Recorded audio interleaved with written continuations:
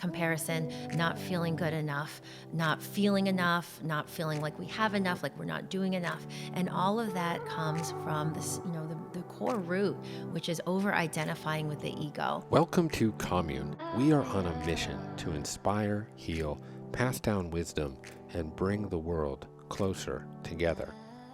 So you wrote this book, which I'm excited about, and it's very funny because this book is how I know you.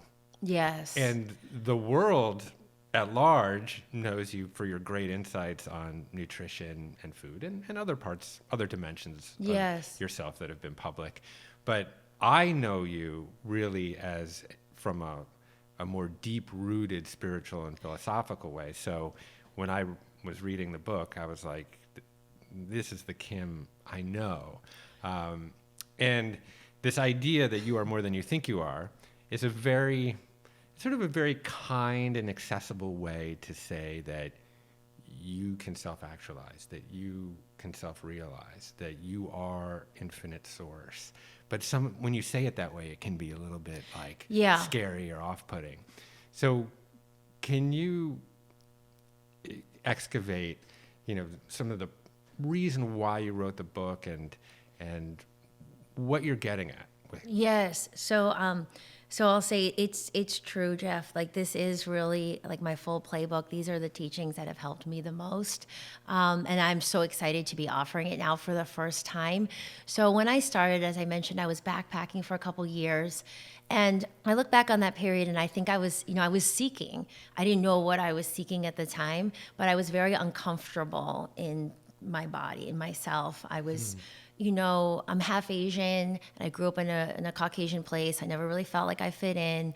I had a lot of struggles with trying to be skinnier, trying to look better. I had acne, a lot of anxiety, a lot of insomnia. Everything was an external reference point. It was like what people thought of me. Yeah. And then I was, obsessed with having perfect grades. I was obsessed with achievement. So by the time I graduated from Georgetown, I just felt like I don't know what I want to do with my life. I felt all this angst. I thought I was going to be a doctor at one point. I went into college with a partial science and math scholarship, interned in a hospital, and realized that was not my path. So anyways, I worked for a year, and then I saved up that money to go backpacking. And as I mentioned, it was India that really blew me away. I started in Asia. I went the normal route of Southeast Asia. But when I went to India, I think, they say people either love India or they're repelled by it. For me, the second I got there, I was just drawn in. I love the chaos and the smells and the colors. And it was that experience, actually, finding Yogananda's book in Rishikesh that really opened me up to yoga and meditation for the first time. So I hadn't tried it in America or in the West. I didn't really know what it was. And it was from that, it was yogic science really from the source of union. So it was Yogananda who I was learning it from. It wasn't so much physical movement. It was about pratyahara, withdrawing the senses, pulling everything in and connecting inside.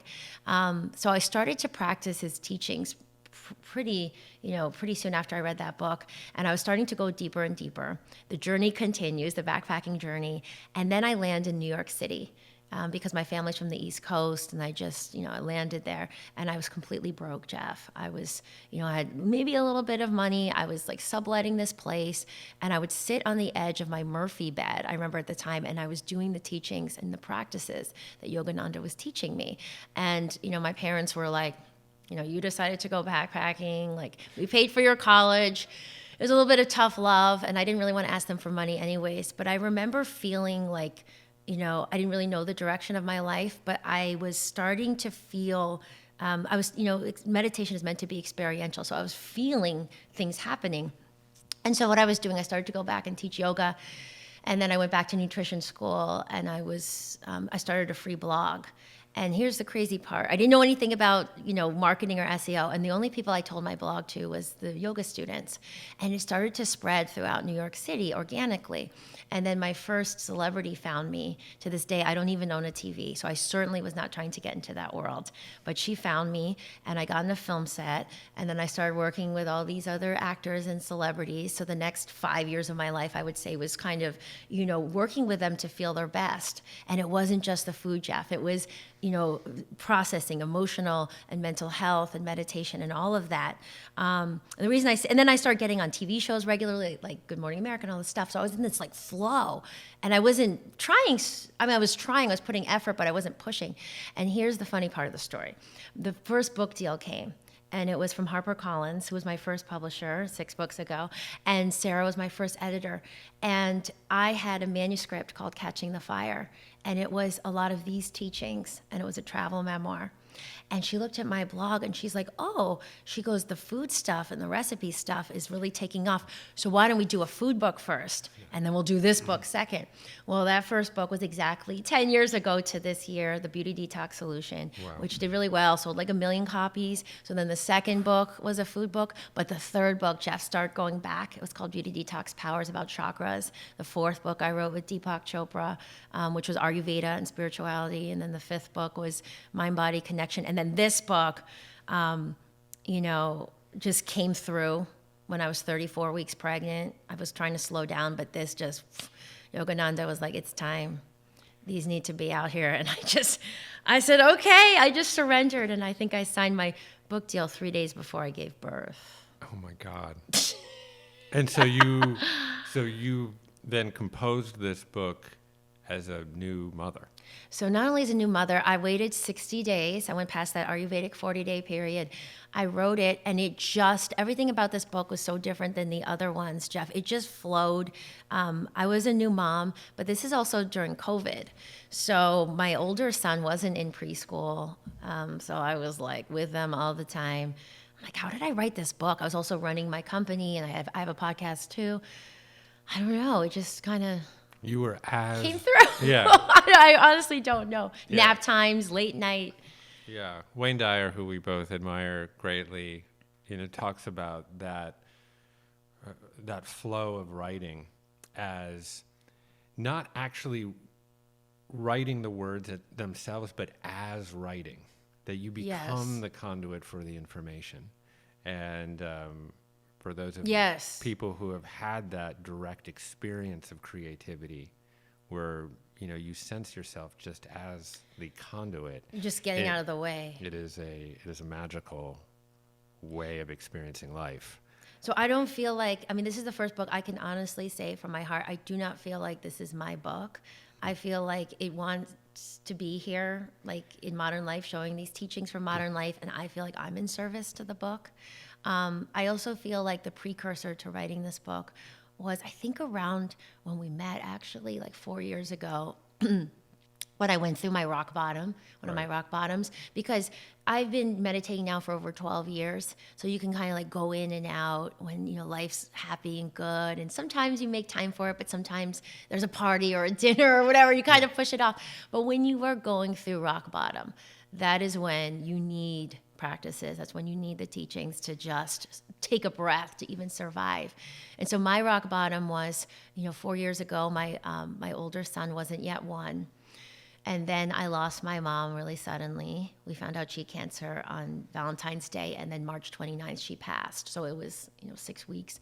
And then it was this epiphany. I woke up and I was like, this is not what I want my life to be. And I loved my prior partner. He is a great guy, but it wasn't this emotional closeness. It wasn't the relationship I wanted. So then I moved out with my older son, Emerson. So it was this period where I was a new mom, I lost my mom, and I became a single mom. And that is when I went really deep back into the practices and Yogananda. And that's when I started rereading all the texts, the Mahabharata and the Upanishads, as well as the New Testament of the Bible and Rumi and all these really ancient texts. And so I feel like this book is an extension of that period, where I think, so much today, Jeff, is about like the new trends, the new biohacking stuff, like the new studies, all that new stuff I think is really, can be useful and fun, but I think there's so much value in the old. And this book, like the ancient, the really old, you look at these teachings and most people aren't going to dust off the Bhagavad Gita and read like thousands of pages. So I really felt like, oh my gosh, like spiritual equality, people should have access to this, and it should be presented in a way that's practical. So you'll see like the book is like very practical ways of incorporating the teachings. Yeah, and it's very open, the way Yogananda was, to people of myriad traditions. Yes. So the Self-Realization Fellowship, even if you go there at Lake Shrine here in Los Angeles, there are areas dedicated to different religions. Yes. And so Yogananda himself saw himself as a bridge between the East and the tradition of Eastern religions and thought and the West. And in fact, in the autobiography of a yogi, he's often quoting Christ and the apostles as part of the overarching message. And I think that, in the West, in the modern West, yoga is highly concomitant with postures, or with hatha yoga, with asana. Yes. And so we see, on every street corner, a yoga studio, and, a young, lithe woman in Lululemon popping into a handstand on a whim, I have great envy for that. I would certainly love to be popping into handstands on a whim. But that really belies the true meaning and the broad meaning of yoga, certainly as Yogananda was expressing it. In fact, postures and vinyasa really is a relatively recent development in the 1920s even, when it really became more a part of the practice. But what Yogananda seems to be addressing is really that old-timey yoga, and he calls it Kriya Yoga, but it even has roots even back farther than that, Raja Yoga from the Sutras of Patanjali. So can you spend a little time, delineating between the various methods of yoga and how the teachings of Yogananda, or Kriya Yoga, specifically address this idea of connection and union? Yes, thank you, Jeff. So you're right. I think one of the most powerful things that Yogananda did when he came here to the West was he put Jesus Christ on the altar with Krishna. And he was saying, you can be any religion or you can be no religion. What I'm talking about is this universal concepts of working with energy and oneness. And so it's actually true for everybody. And you can layer that on top of a religion, or you don't have to be a religion. Because sometimes I think the word spiritual and religion can be a little fuzzy for people. Yeah. So I just want to say that up front, was that he was really presenting a universal message that is so useful for helping to alleviate suffering, and in all the ways that we see it here today still. Comparison, not feeling good enough, not feeling enough, not feeling like we have enough, like we're not doing enough. And all of that comes from this, the core root, which is over-identifying with the ego. What yoga calls the pseudo soul, or what Wayne Dyer says, the less than 2% of who we are, this shell that we see. The ego works with the five senses. So it's like what we're seeing with our physical eyes and hearing. So it's like looking out on social media or Instagram or, Meta. Right. It's identifying with phenomena that's arising within consciousness. So you're identifying with the contents of consciousness instead of the precondition of it. And so we use ego as this symbol for ourselves to house emotions, feelings of inadequacy, feelings of judgment, fear. We put our self-worth in that, and then we give our power away all the time because we're trying to get what our needs are from the outside. So we're trying to get love from other people and compliments or approval or people to agree with us. We're just trying to get all this stuff. And so that creates a lot of anxiety and a lot of over-efforting and just a lot of suffering in general. So the solution to the problem isn't found in the same place where the problem is, right? So most people are trying to make the ego more shiny. Oh, well, I don't want to age, so let me do more, procedures or work. Or, I don't feel good enough because I don't have enough money, so let me do more out here. Right. So what Yogananda was talking about with Kriya Yoga, which is what he called the super highway to really connecting with the infinite, is a set of very specific practices and techniques for, and it's, some of it pulls from Raja Yoga, from the king, the royal yoga, about how we move from always being out here, which is basically our peripheral nervous system, which is what the ego is engaged with, into one of the limbs of yoga, first of all, which has been the life changer for me when I started to really get this, which is pratyahara, which is withdrawing the senses. So what does that mean in everyday life? It means I am so centered in here. Now I'm in my Sushumna Nadi, I'm in my central energy channel, so I can validate myself.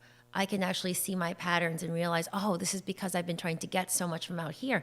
I can give love here. I can validate my feeling. I can do so much within here. So it means we don't get caught up as much in the drama of life. It means we're not so concerned about that conversation. We replay it in our head 50 times. Or we're like, oh my God, that post I did got all these mean comments. We bring the energy back inside day in and day out, and then we connect to this, the terminology and what the book is really centered around is connecting to the true self. And the true self is this, we could say this, the voice of the heart, the intuition, this stable part of us, this resource inside of us that we can call on. It's infinitely creative, it's expansive, it's infinitely loving. It has all this energy inside of it. It's where we can pull our best ideas from. So instead of always being, identified out here and trying to see what's trending and try to create an idea from the outside in, instead we start to live life from the inside out, and everything transforms. Yeah, you utilized a operative word, the drama of life. So in Hinduism, uses that concept of drama as the lila or the maya, the great play that is playing out, or the illusion of life as perceived with the five senses. And there's a wonderful metaphor that Yogananda uses, I believe in the book, I don't really remember, but that we perceive life, when we perceive it in our ego mind, with our five senses, as light being projected onto a screen. And it's being projected by some infinite cosmic director of the film, and it gets shined onto the screen through this instrumentality of light being projected on the screen. And then we become absolutely immersed and mesmerized and enchanted with this drama that is playing out. And like you mentioned some of them, how do I look? How many likes did I get on that post? Do I have the right job? Do I have a house that's big enough? Do I have a car that's great enough? Do I need that new dress to feel whole? All that kind of stuff. And we become highly identified with this drama that exists in this external space. And the key is to find that U-turn, to relieve ourselves of those external senses and to look inward, to relieve ourselves of this notion of avidya, which is basically not being able to truly see, or ignorance. What are we ignoring within our own self? And the realization that all of these external agents are simply the kind of infinite source, kind of with masks on. The realization of this great drama or play that is going on helps us to in a way relieve ourselves of the needs of the external world, and recognize phenomena just as transitory passings. Yes. And at least in more traditional Hinduism or Advaita Vedanta Hinduism, that is the ability to sort of initially recognize yourself as the subject and objects just arising and subsiding in consciousness moment to moment is the first key in acknowledging the Atman, the true self. Yes. And then there's the bridge to the Brahman, which is that actually the Atman, the true self, there is no differentiation or delineation between my true self and the infinite source of God or spirit. Self with a capital S. Right. Not and this is it's also echoed in Buddhism,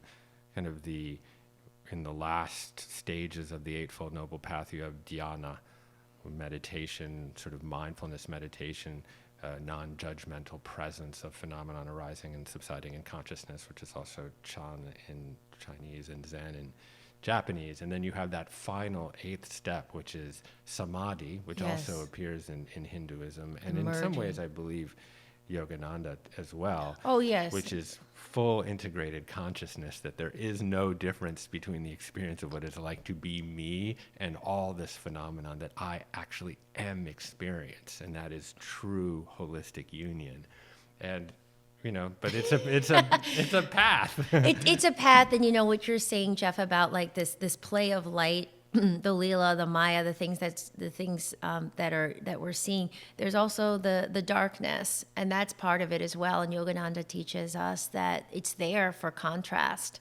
It's there, so we can learn and we can see, and we see that within ourselves. So there's this duality within the oneness, which is there's part of us that's becoming, so to speak. There's the human part of us that's stumbling along and making mistakes and learning and evolving. And then there's the true self, which is already complete. It's already whole. So one of the big teachings that Yogananda says, and also Swami Sri Yukteswar, who is Yogananda's guru, says they're very emphatic about learning lessons, but letting go of the past, and particularly with our behavior. So what I mean by that, and this is something I cover in the I Am Whole chapter, I think one of the things that drags us down as humans is, we remember, we're really hard on ourselves, and so we remember all the mean things or the bad things we've done, and that creates a lot of guilt and shame, and that actually drags down our whole energy. We can be talking, but back, somehow in our subconscious we might think, oh, but you wouldn't really like me if you knew I did this or this or this. Mm-hmm. So it's something that we carry around with us, sort of like what Carl Jung talks about with the shadow.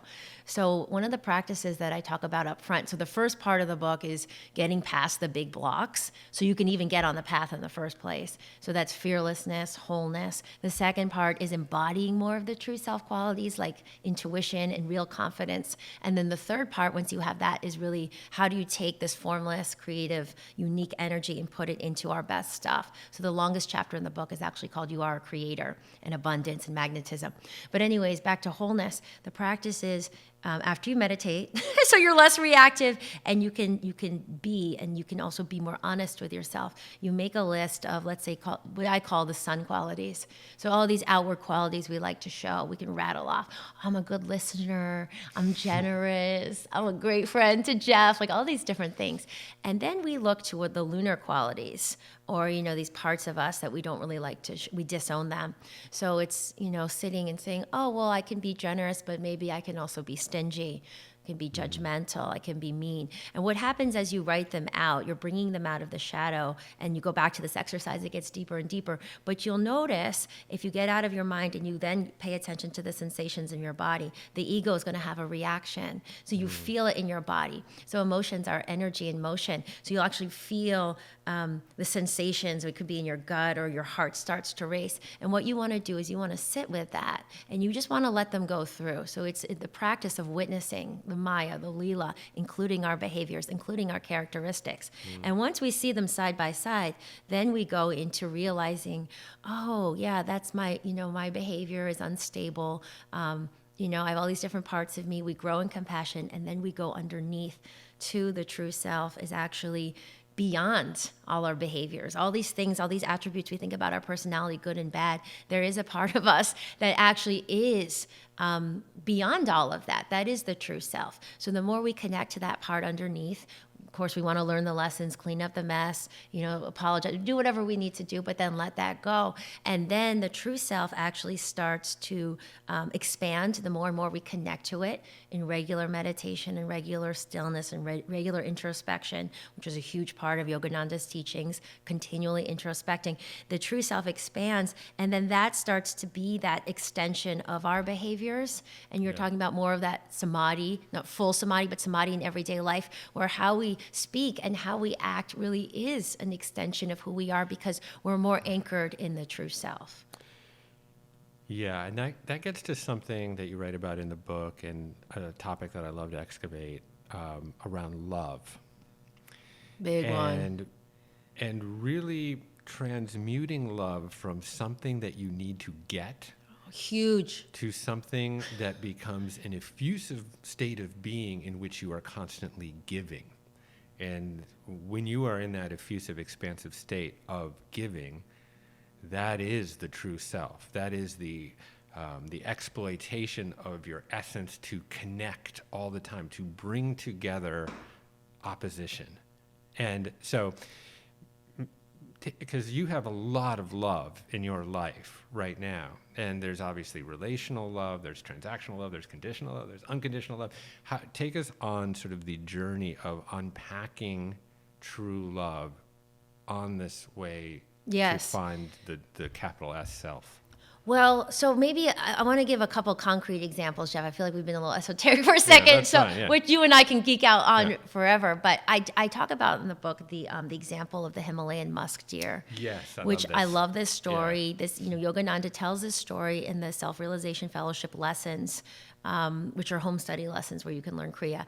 And basically, it is an actual species of deer that lives in the Himalayas. And a certain time of year, this musk gets secreted from a sac in their abdomen. And it has this, really potent smell. And it makes the deer start to go bananas. They're trying to find the source. So they start to race around. They're looking under the logs, behind the rocks. They're going and going. And some of them work themselves up into such a frenzy because they can't find the source that they literally run off the cliffs. And they die. Yeah. So all the while, the love or the musk that they were looking for was inside of them. And so I look back on my life and I make this face, but again, we're all on the journey. And sometimes we look back, Jeff, we're like, oh shit, like, how did I think that was a good idea, right? Like that relationship or where we were. But we are where we are. And I will say, like, I've always, dated really great people, but doesn't mean they were right for me. So in my journey, I went through that period I explained, which is around when we met, and I was on my own, and I was a single mom, and I was living with Emerson, my older son, and I met with a monk from the Self-Realization Fellowship from Yogananda's organization, and he said, treat your home like an ashram. So this is before COVID. So for 5 months, I barely left. I took care of him. Of course, I did my work, but this is when I just read thousands of pages of scripture, Jeff. I mean, I just went deep and deep. And after that period, and I was in self, I was going in, meditating a lot. And then I started to emerge. And the biggest thing I noticed was a sense of autonomy and a real sense of trust that I never realized I didn't have. And the trust was for myself. And the autonomy was, I don't need that much from other people. So it was like I was starting to feel this explosive love coming out from me. And it was different than anything I had experienced. And it wasn't for any particular reason. Like someone sent me a nice text or I saw a really cute cat or whatever it is. It was just these like heart bombs. And it was because all this energy was concentrated inside. So a few months later after that, I was at this random dinner party, and it was someone who had come on my podcast and someone I didn't really know that well, invited me to a dinner party in Venice Beach. So I go to this dinner party, and one of the people ended up being my future husband, John. Now, Jeff, you met my husband. So, yes. If I was in my thinking brain, I do not think we would ever have gotten together. He is completely, on the surface, not my type. Shall we say? He's like, completely covered in tattoos, a gold grill in his teeth. I'm plant-based. He was this huge meat smoker, motorcycles, MMA. But I was so tuned in, and I felt complete. I didn't feel like I was trying to get anything. I wasn't evaluating. Right. Yeah. I wasn't looking. I was just being and vibing. And then he came over to me, and I was like, I recognized this connection, and it was so organic, and it flowed. So I will say that I believe this is an experience that everyone can develop, is that, we're always, the ego thinks we have to get all this stuff. And so we walk around the world like having a conversation, but really thinking about, this is my objective, right. Or like I need to insert this, or thinking about what I'm going to say, getting versus being the source. Because the source is inside of us. That's right. Yeah, the metaphor of the musk deer is such a good one, because there it is, hidden in plain sight inside of you. Love is not something that you need to chase that is external. It's something that you have to cultivate that is internal. Yes.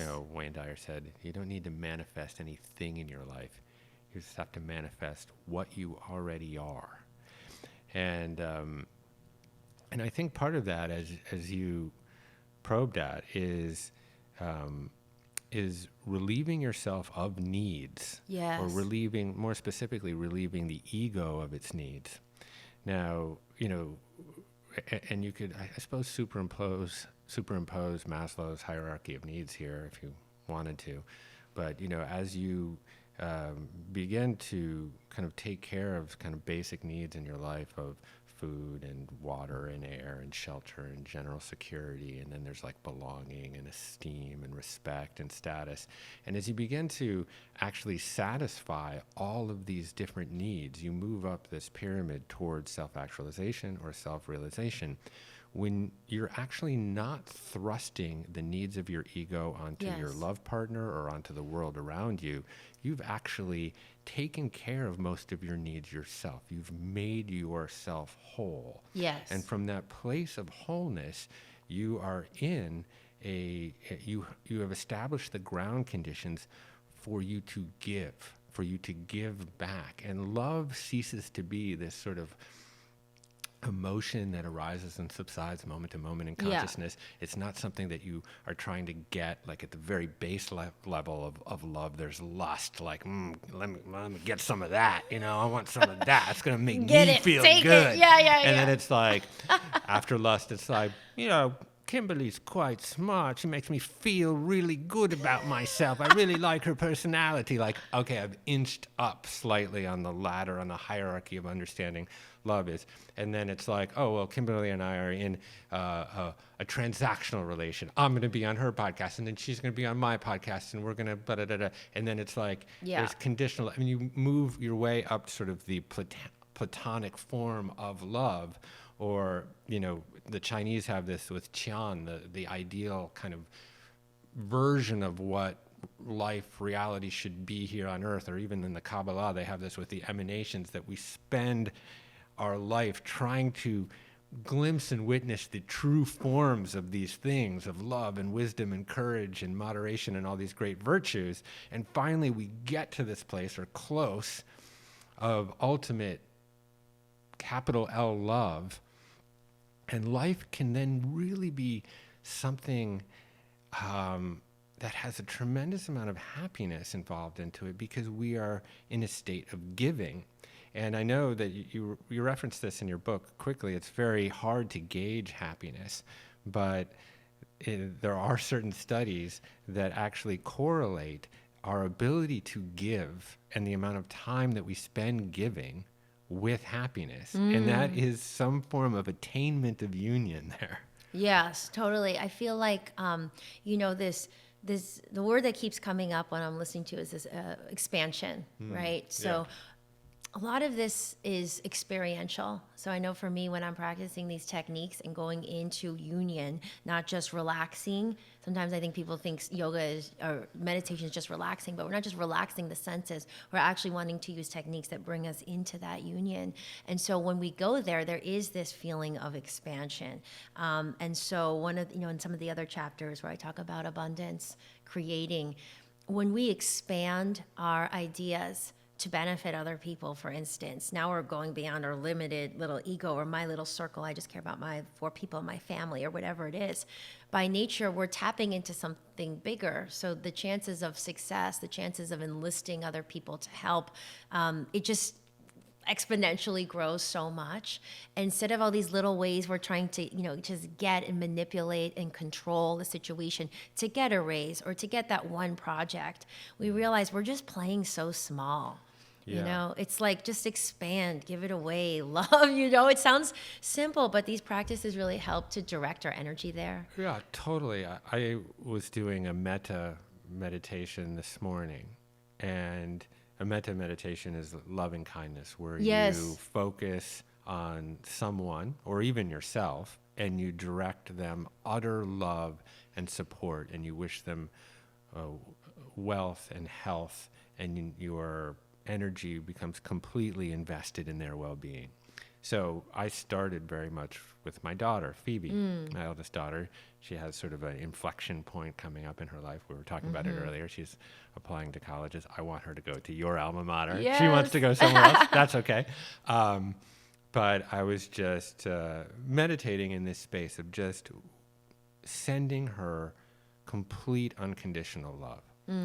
And just sitting in the feeling of that, where I need nothing. It's like for this brief moment of time, for 10 minutes in the morning, despite how crazy your day is, despite all the hardships that you may be enduring at any moment, to find 10 minutes where you relieve yourself of all needs. And from that place, there's a tremendous amount of compassion can spring forth. So at first I started thinking about my daughter the way you might think about Emerson or about Moses, your sons.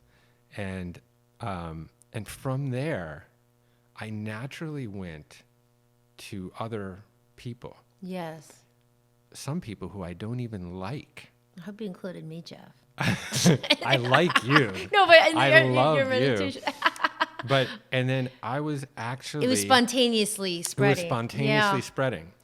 And I started to feel and have the sensation, because that's just the best word we have for it. It's a clunky word. These kind of realizations are very clunky because it's to try to... It's beyond an words.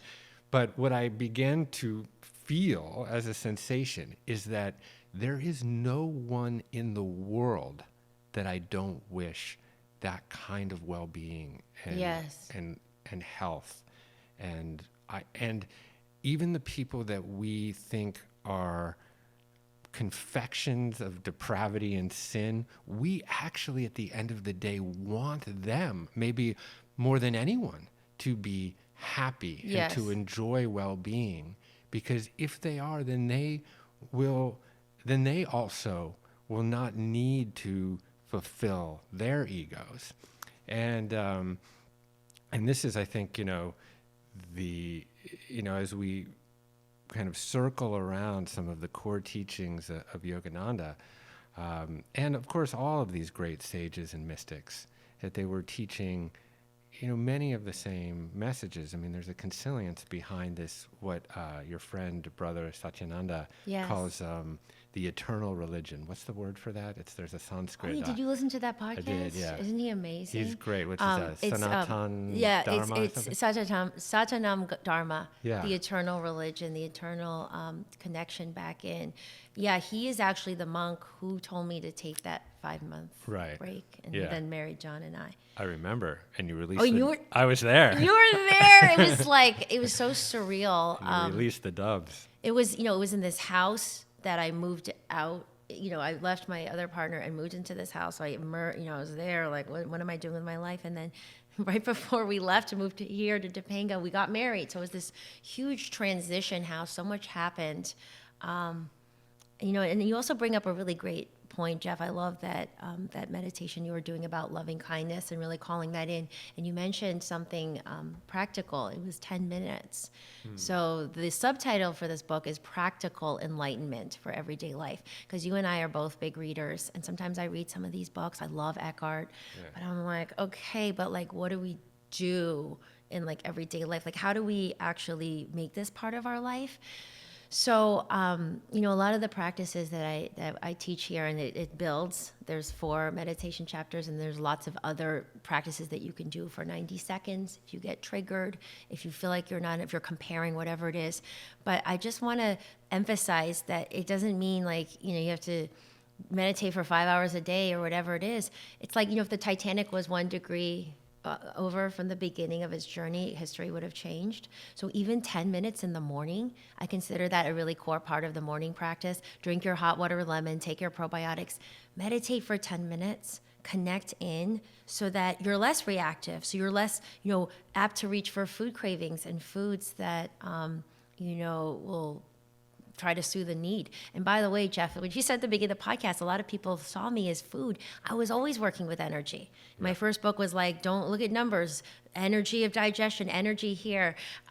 So it was always this different way of looking at things. And food is, I think, a starting point on the wellness journey for a lot of people. It's certainly not the end, but all the yogis do talk about food because it has such an impact on our energy and our ability to meditate. Yeah. This just sprung to mind very quickly because we both live in Topanga, and Topanga can be somewhat of an eccentric place. Mm-hmm. And as I was driving up here, I was right behind your car, and I would have You been. were? Yeah, and I would have been ahead of it, but I drove by a sign that said "Slow down, or you'll miss all the naked people." Oh my God. I thought that was essentially Topanga, but there was a greater spiritual message there. Wow. Is that slow down. Yes. Or in this case, you'll miss all the naked people. But You'll miss life in general. But slowing down. Yes. In slowing down, you find the space, the gaps. The gaps. And as a musician, it took me 50 years to refine my ability to use space. Yes. To not play too many notes, but it's the pregnancy between the notes that often carries the most emotional salience. So I know you talk about that. You talk about finding space and gaps. I do. There's a chapter called Finding the Gaps, literally. And the yogis say, and Yogananda teaches that even when we're inhaling and exhaling, there's still a lot of doing going on. Yeah. So it's in these like little micro moments, pausing in between the inhales and the exhales, and really experiencing stillness. It's like we're dropping somewhere, again, beyond words. It's just like this expansive place, the place of the true self. And once we start to do that, what I experienced was it really did start to leak into all different parts of my life. There was more of a gap between reacting and like, why does it, I usually react this way. Why does that bother me? Right. And then there's more of a gap between doing things. And I'll say, Jeff, I do create a lot, in my time, but I spend so much time meditating. I have my midday more meditation. So I do take these gaps, and I find that it makes me so much more productive, because then we're not like thrashing around. We're moving from deeper waters. There's more power behind what we're doing, and there's less doing, but it's more impactful. Yeah. It's funny that you talk about breath and space. Yes. Because Yogananda, in Autobiography of a Yogi, he talks about the animals, or the mammals with the highest respiratory rate tend to be the ones that live the least amount of years. And those like a tortoise or a snake even, I believe, who have very, very slow breath rates tend to have incredible longevity. Yes. And even the guru of the guru of the guru of Yogananda, Babaji, our param guru. Is often depicted as blue because he doesn't actually have to breathe. Or there's some story there that you probably know more than I do, but that Yogananda was, and I'm reading into this a tiny bit, but he often talked about how within the natural world there is an emergence of the sort of coincidence of opposites. So we have exhale and inhale. Mm-hmm. Inhale, we have Sol Luna, sun and moon. We have plant life or photosynthetic life, and mammals, non-photosynthetic cells. We have an atom, a fundamental structure of the universe that is balanced between negatively charged electrons and positively charged protons. We have electricity, which is this dance between negative charges and positive charges that are attracting and repulsing each other. That all of these, the yin and the yang in Taoism or Confucianism, that we see this coincidence of opposites, male and female. We see these coincidence of opposites that emerge as a reflection of nature. And that it is this infinite spirit or this infinite wisdom or intelligence or logos that is working to cohere these opposites into union, into concert, into collaboration, Yes. into new life. And so, one of the Kriya teachings, and maybe you could help me with this because I actually don't really totally understand it, is putting your inhale inside your exhale and your exhale inside your inhale such that you slow down and release kind of life force or prana from the heart. So, and this kind of bridges into pranayama, Yes. et cetera. So maybe you could talk a little bit about the use of breath and how useful that has been for you and any practices that people might want to use.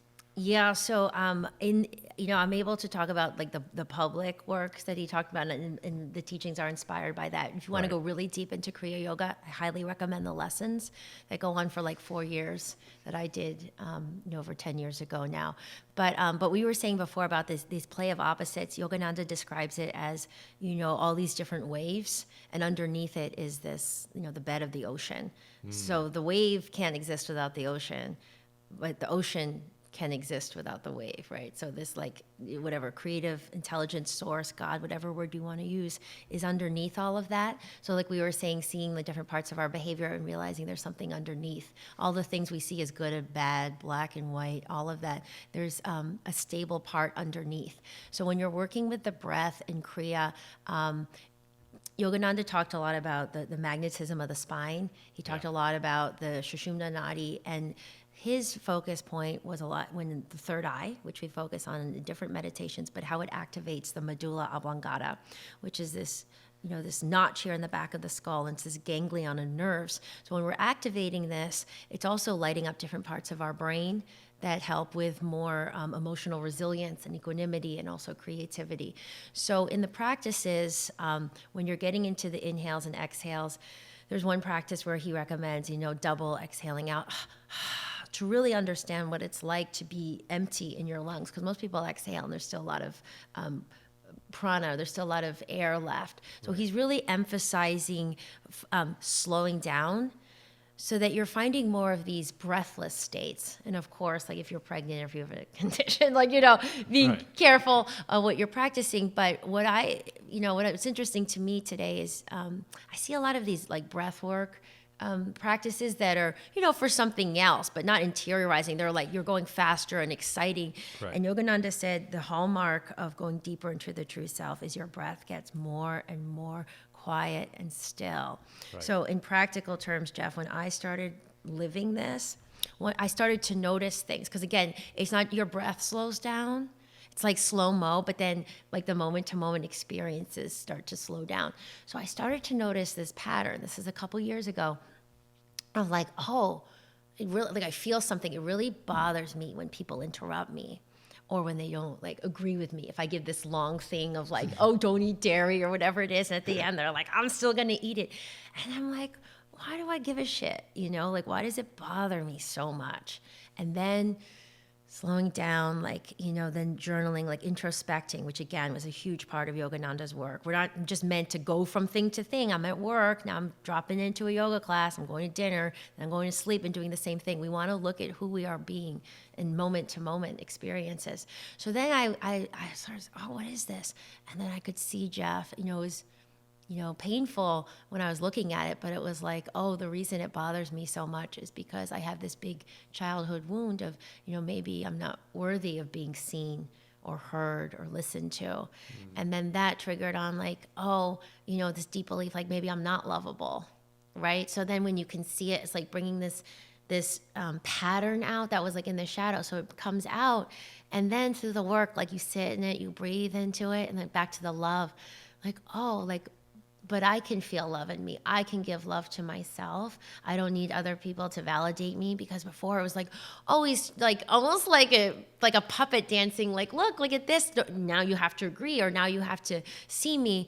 There's so much more peace than just sitting back that I have found, realizing, like I was doing all that from my ego. I was really trying to get that validation. So this idea of like slowing down the breath, it slows down the monkey brain, like the endless thoughts, so that we can start to see the gaps between the thoughts. We can start to see, like, where did this come from? Like, is this really me? Is this from my heart, or is this from the ego? And then the wounds start to come up. And this work has really helped me heal so many of those wounds that I didn't even know I had. Yeah. I mean, for example, right now, as we're engaging and very, very focused on the present moment. That's one of the reasons, actually, I love speaking with you and podcasts in general, is that I am utterly present. Yes. There's no distraction that is able to come pull me into a million different directions, or monkey brain, as you say, that Yes. every branch is a thought, and I'm this wild primate just swinging from one to another. But in this kind of experience of connection, like the one we're having right now, my breath rate is so slow. Yes. I'm barely notice it. Right. And as humans in modernity, we tend to over breathe. We're actually breathing too quickly most of the time, because we tend to be in this like hyper agitated state. We're spending way, way too much time, first of all, in our sympathetic nervous system. So we're kind of in this kind of psychological fight or flight mode all the time, where we're breathing too much. But just even in regular life, Yes. we're mouth breathing, which is not good. And we need to nostril breathe for a whole bunch of different reasons. But that James Nestor has this wonderful book called Breath. It came out, I think, last year. And he started to map optimal breath patterns against Vedic chants. Wow. And Zen Buddhist chants, and et cetera. And he found that many of the old chants mapped perfectly on top of optimal breathing rates. Wow. Which is fascinating. And, really when we're kind of in our optimal state, at least according to James Nestor, we're taking inhales for 5.5 seconds and exhales for 5.5 seconds. And there's a beautiful sort of geometry to that, because we end up taking about 5.5 breaths for every minute, instead of like the absurd amount of breathing that we end up doing.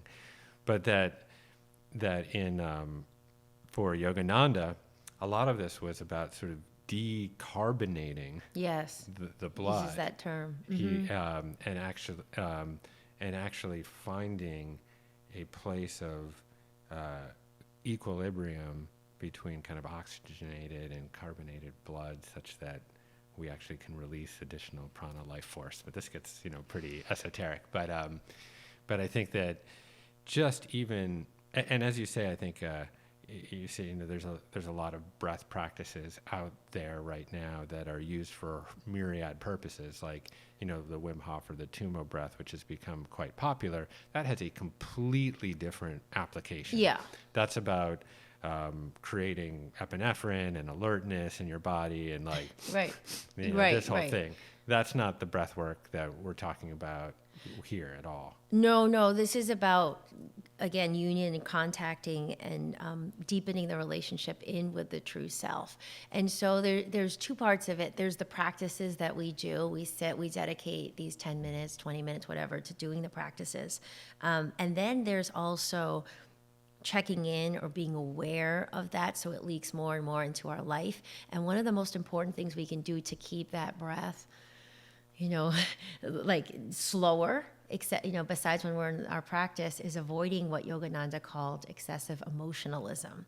So again, it goes back to being so tied into the drama and what's going on that we feel like we have to chime in, we have to fight, we have to defend, we have to comment, we have to get into all this stuff. So again, that's the power of pratyahara, is just withdrawing and sitting back and watching things play out.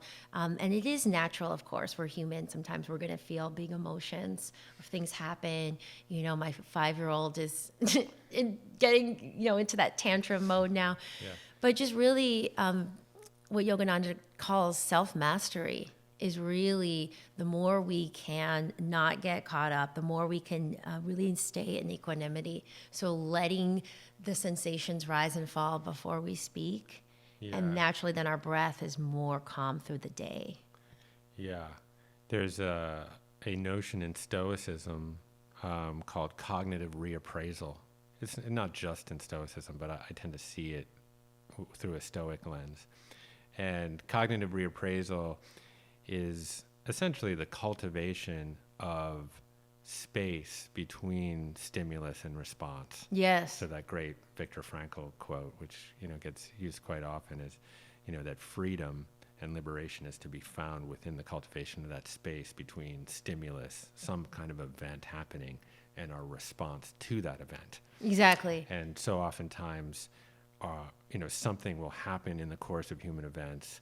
We'll see something on Instagram or on Facebook or Twitter or something, and we'll immediately have an emotional reaction to it.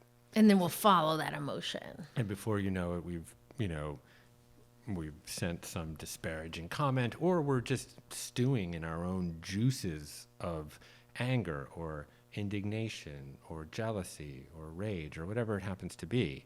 And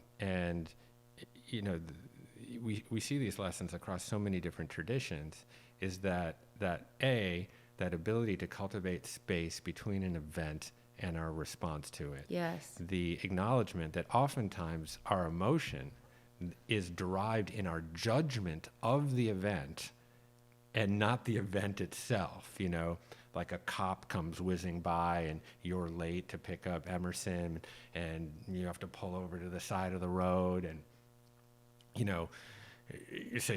might have like some derogatory viewpoint of cops anyways, who knows, and that might be justified or might not be, but you're over on the side of the road and you're like, fucking hell, it goes on I'm and late on. and like blah, blah, blah, blah, blah.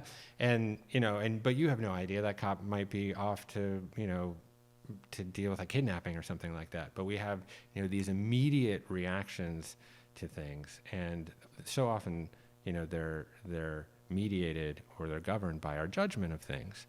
And really being able to, engage in some of these practices like meditation, and you framed it beautifully, such that it leaks into our life, or sometimes I say such that it actually punctuates our regular life, because you don't want meditation or breath work just to be confined to this sacred time over here in the morning.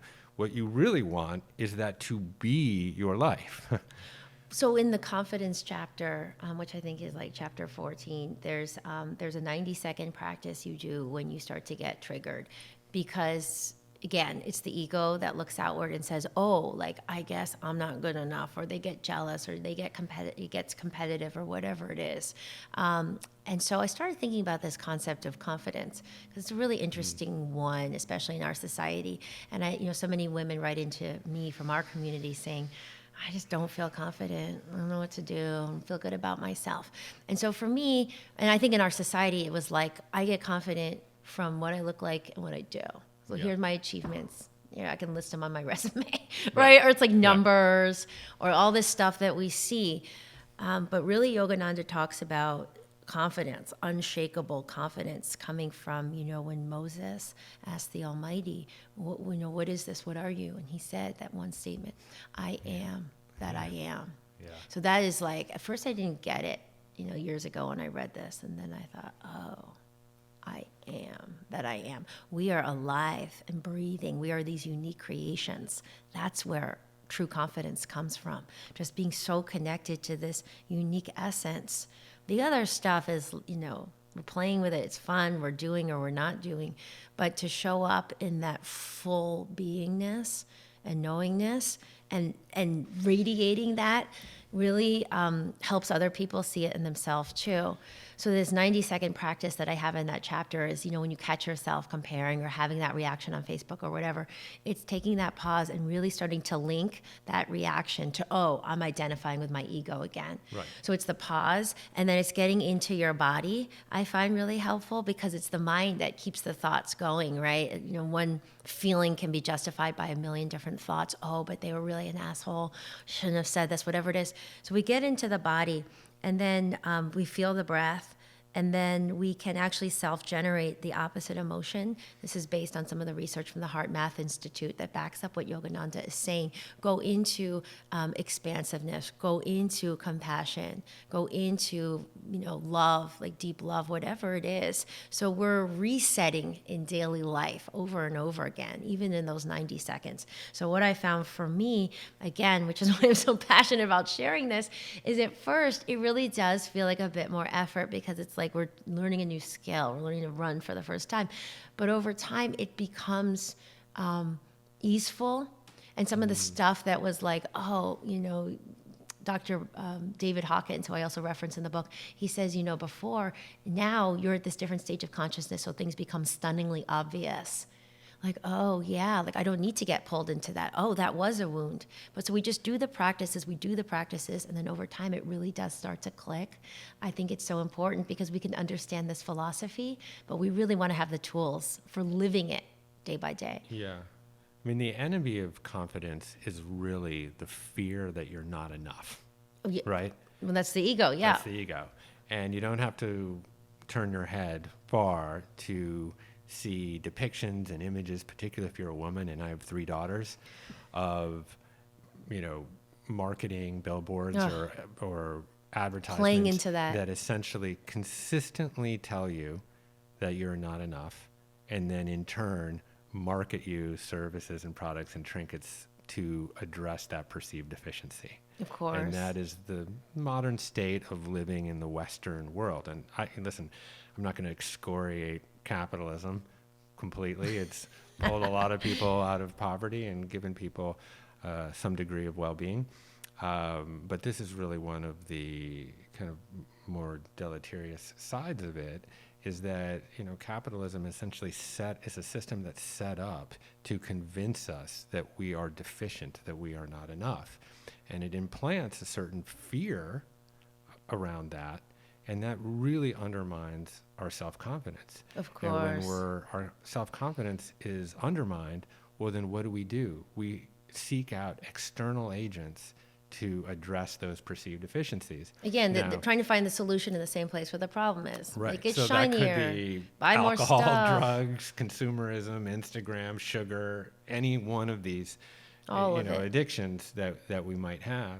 And that's why, the lessons in your book are so essential, because they're already there within us. We don't have to chase anything. They're dormant. And this quote I love by Yogananda, Jeff, where he says, I'm paraphrasing here, but the diamond is in you. It's you. All you have to do is scrape off the mud. So it's not about spending all this money and acquiring all this stuff. Like I have to go out and get all this stuff. Yeah. It's literally getting to know and wake up this dormant part of you. And it's inside all of us. So we all have access to this energy. I mean, the lotus grows out of the muddy puddle, right? Yes. I mean, and it's not going to, we need to engage in the work itself in order to become that lotus flower. But the work is there, available to us. And, and it exists in many different traditions and modalities. But what's funny about that, Jeff, is sometimes, let's say with a book like mine, you're like, oh, do I have to do all these practice and stuff? It's more work. And I say, yes, there's work, but I can almost guarantee it's not more work than you're already doing. Like this arduous way of, trying to grow your business or find a partner, whatever it is. Again, I always like to speak from personal experience because I want to show these are living teachings. It's not just, philosophy. For me, when I started doing this, I mean, it gets deeper and deeper, but there is this feeling almost like stepping into a river, like writing this book, like we talked about. It was just, I would meditate, I would tune in, and then it would flow, and a lot of the ideas, the articles I write, or, the work that I do with Saluna or whatever it is, it just feels, there is more easefulness. It doesn't mean that everything's going to be perfect in life, but it means that we're meeting life each moment with this real fullness this real wholeness. And so it's less of that desperate trying to get stuff all the time. And that's what I also write about in the abundance chapter. I think abundance is a big concept for a lot of people. And it's like, I was talking to someone this morning and she's like, I have the same goals on my New Year's list. My financial goals are the same for the last 5 years and nothing changes. Same thing. You're looking to the same, you're trying to find the solution where the problem is. So to me, and Yogananda says this too, abundance is the fullness of right here and right now. Anytime we're trying to get something, we're still in that lack energy. Something's missing. I need to acquire something versus this repeated vibration of feeling whole and complete. There's a great power in that. People respond differently. People are like, oh, well, what are you into? What project are you working on? It does magnetize people in. There is a practical nature to it. There's just way more flow. Yeah, abundance immediately emerges when you love what you already have. Exactly. And, gratitude, fullness, right here, right now. Yeah. And, your friend who has that recurring New Year's list of resolutions, those are all things that are out there, as if happiness is something out there and that there's a gap that exists between what we have and what we need to be happy. Now, certainly one way to address that gap is to keep chasing all of those things. But once you actually obtain those things, a shiny new object appears on the horizon pretty closely. Oh, it's and never that ending. And that gap, that chasm is apparent once again. So another way of going about it is actually, instead of thinking about life in that scarcity model of like what I don't have and what might make me happy, look at it through an abundant lens of like, wow, I actually love what I have. Yes. There's all these Stoic meditations where you actually visualize something that you already have.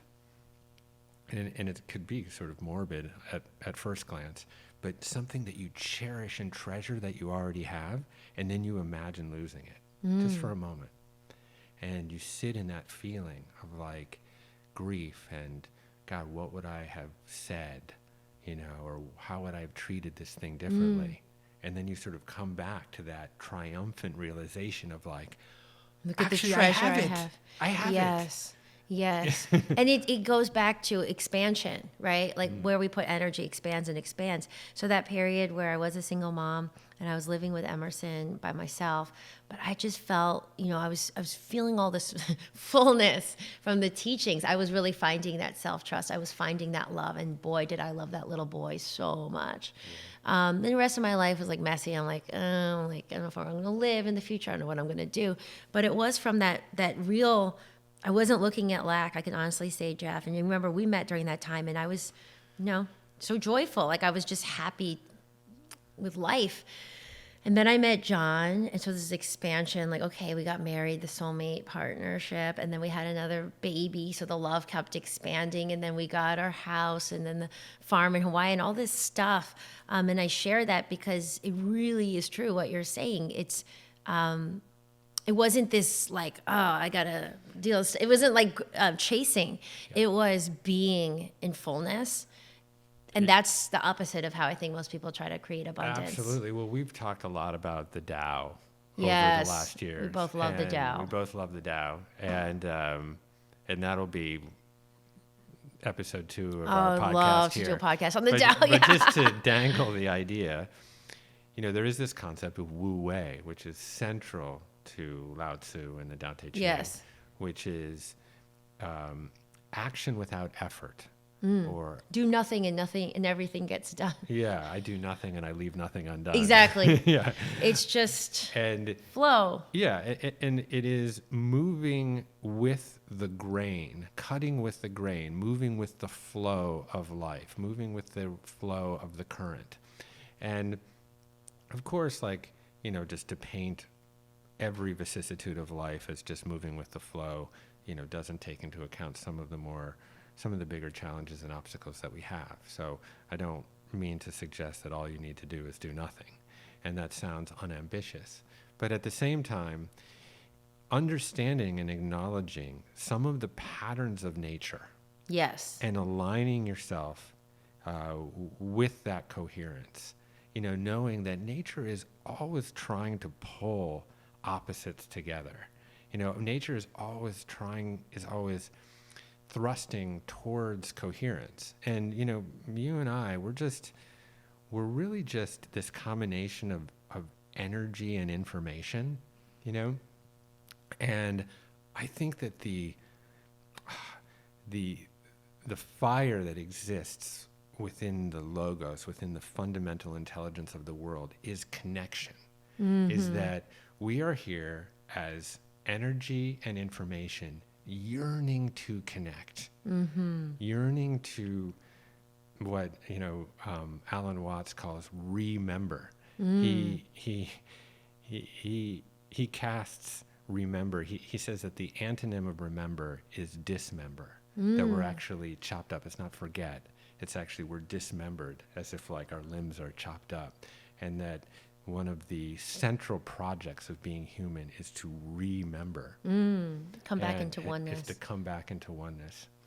And so this is I think so many of the practices that you have embodied in your life and that you communicate so beautifully in this book help people along that process of remembering who they already are. That's right. Because it's, again, the ego that's small, limited, self-serving, and that may feel like this shiny thing that you can kind of check off the box or something you could obtain, but then at the end, like we said, it's just empty and it doesn't feel good at all. So there's this term that, we can say it's the will of God, or we can just say simply the way of things. I think there's translation of the Tao that talks about this way of things, which is this nature, the collective. And so when we're working on our goals, another thing is working to manifest things, it's so limited to just think about like me. The way of things, this oneness, this connection, is to really expand the goals. So it's including like, what can I work on that will serve the world and serve other people and bring people in? Yeah. In fact, there's something that you wrote. I think I dog-eared it. Is it in the oneness part? I don't know. Here, I have it. I love that you dog-eared it. Yeah. That makes me very happy as an author. Yeah. And by the way, that is one of the reasons I'm such a big fan of hard books. Yeah. I'm not an e-reader. Yeah, you can't really dog-ear. Oh, I like to like underline. A little bit. I make notes. I'll read it. In order to grow your world, in order to really experience an epic life, you really have to do what the warrior does, and that is to give your life away. It sounds counterintuitive, but consider this. The more love you give to others, the more you will get back. The more time you give to others, the more time you'll get back. The more you give, the more comes back to you. Now, you might not get that time back right away. You might not get that love back from someone you give it to, but it does come back to you. Call it the universal law of reciprocity. Call it karma. Call it Bob. It doesn't matter. Give your life away and you get it back. It just struck me when I read it. So the warrior chapter is one of my favorite ones. You can tell that I was still reading the Bhagavad Gita when I was writing this. And I think a lot of us don't think of us in terms of warriors, especially women. Maybe we think that's like, the big battles and the little bit of violence or whatever it is. But in essence, we are fighting this great battle every day, whether we realize it or not.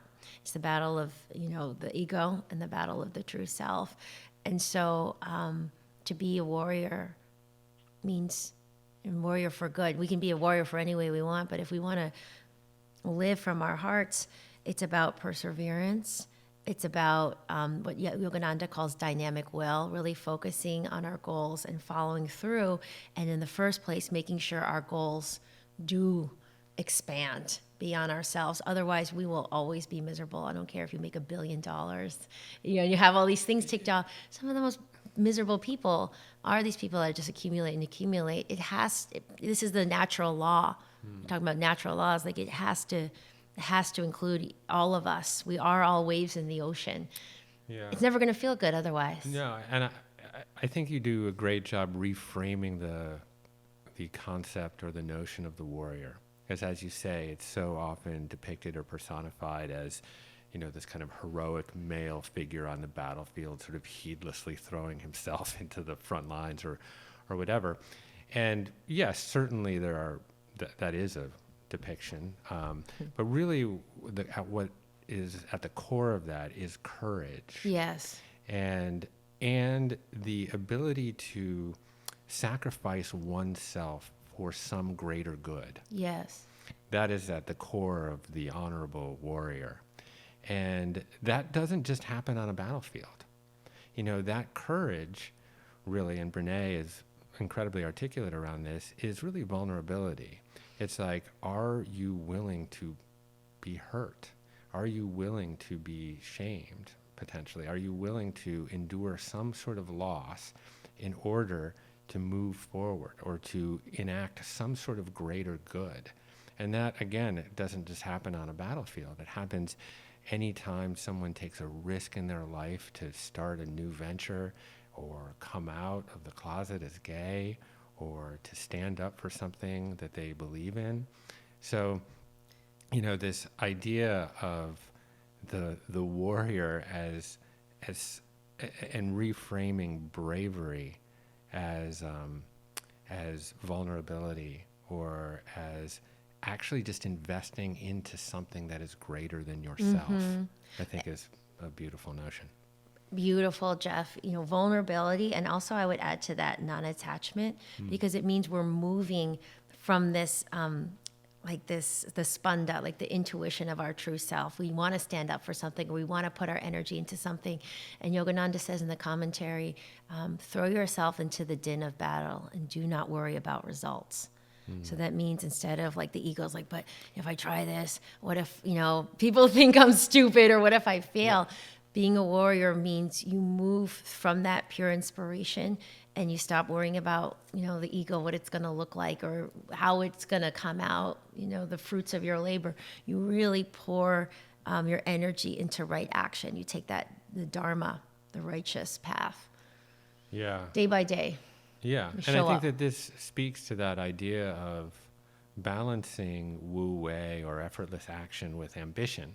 It doesn't mean that you forsake your goals. It's that you pursue your goals with a degree of non-attachment or equanimity, such that if you fail, you're not going to judge yourself too hard, or you're not going to judge yourself through the eyes of others. And in that sense, there is no failure. There's just actually growth. Right. Because mistakes are only mistakes if you don't acknowledge them. Exactly. And if you actually take a mistake, assess it, apply it to yourself, and be protean and flexible and willing to admit you're wrong, well, that means you've just grown. Exactly. It's not a mistake anymore.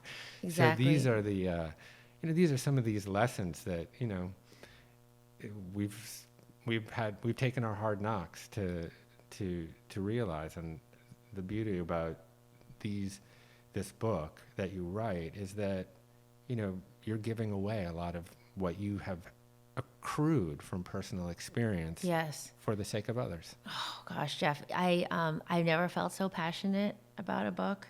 I look at what's going on in the world, and I think we in many ways we're in an interesting time. A lot of people are suffering more than ever. Like there's more a gap from the true self, and so it's these teachings need to be out in the world today.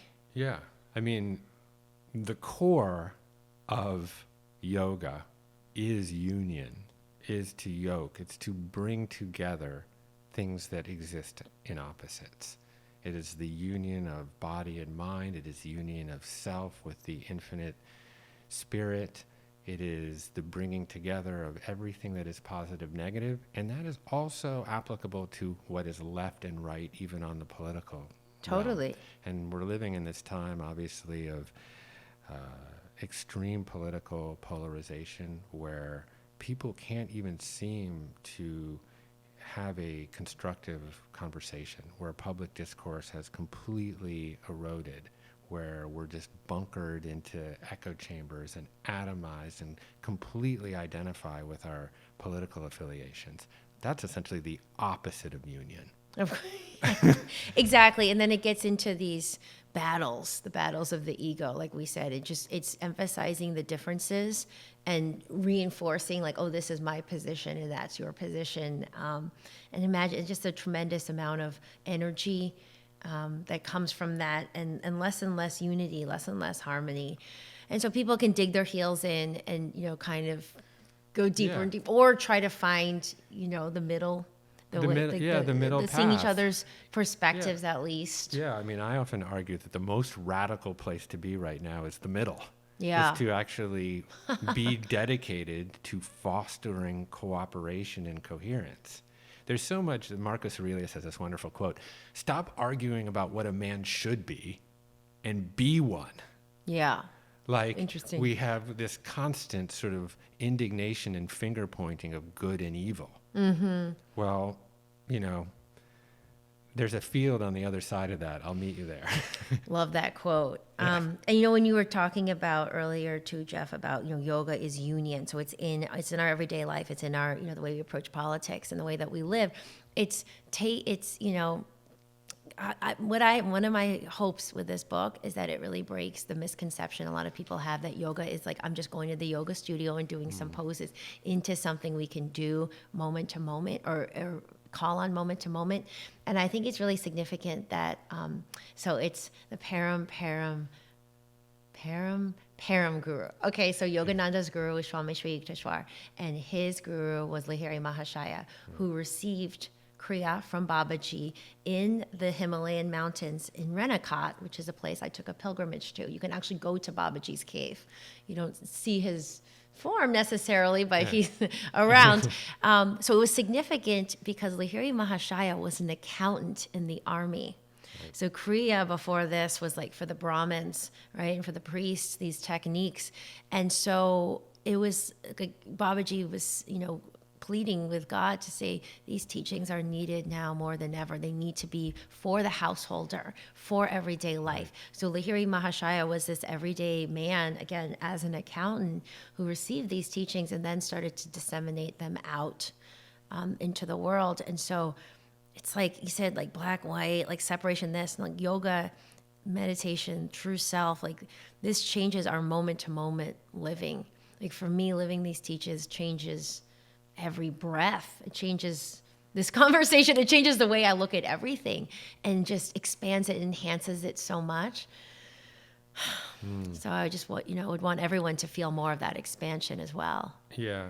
Well, that is a very empowering kind of message, because it's so easy to become overwhelmed by the enormity of the world's problems, feel agitated or paralyzed and numb. Yeah. But when you actually have practices, Yes. these practices that are old and true, it empowers you with a lot more agency to live a life that is not only happy, but has the ability to influence the world around it. Hey, thanks for watching. If you liked this interview from the Commune podcast, then I think you'll love this video right here. Or they suffer because of the lack of skill to conduct an inner life that can avoid, for example, depression, despair, guilt, shame, fear, etc. So